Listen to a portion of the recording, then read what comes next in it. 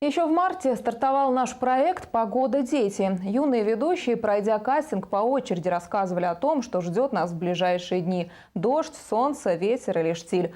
Но вот пришло время проводить маленьких синоптиков на каникулы. А перед этим мы встретились с некоторыми из них вне студии, чтобы узнать, а как на их жизнь влияет погода и чем ребята занимаются в свободное от эфира время.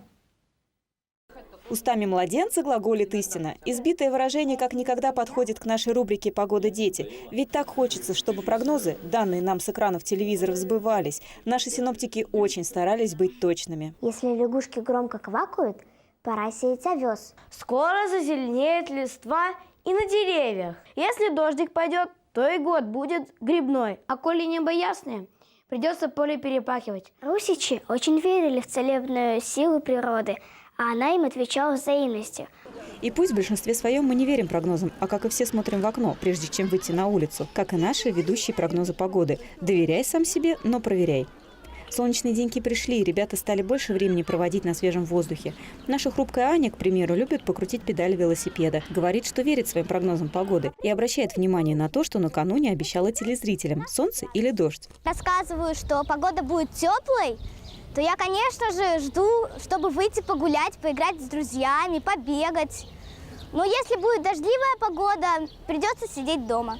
Дождей не ждет и Даша. Она уже сейчас строит карьеру баскетболистки, тренируется в команде «Спарта НК» и, конечно, обращает внимание на погоду, прежде чем выйти во двор с мячом. Я читаю текст и, соответственно, на следующий день, на какой день прогноз погоды, я проверяю, так ли это или нет. Ну и часто сбывается? Да. В большинстве случаев, да. А вот улыбчивый Никита занимается танцами и привлекает внимание противоположного пола рассказами о работе на телевидении. И как большинство из нас судит о погоде по факту, а не по прогнозам, пусть и своим же собственным. Ориентируюсь я по погоде так. Смотрю в окно, если, допустим, я вот чувствую, что мне будет холодно, я не иду гулять. А если мне будет жарко, то я иду гулять.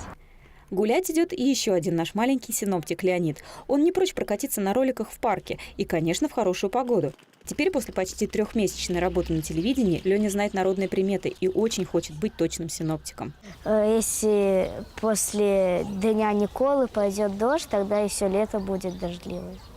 Ну как, ты думаешь, твои прогнозы сбываются? Да. У природы нет плохой погоды, но нам хочется пожелать. Пусть всегда будет солнце. А от синоптиков очень даже приятные новости. Будет солнечно и тепло, но до сбора урожая еще долго. Выберите всей семьей на природу. Народные приметы порой бывают куда достовернее ученых прогнозов. Екатерина Чернышова, Владимир Бежонов, Видное ТВ.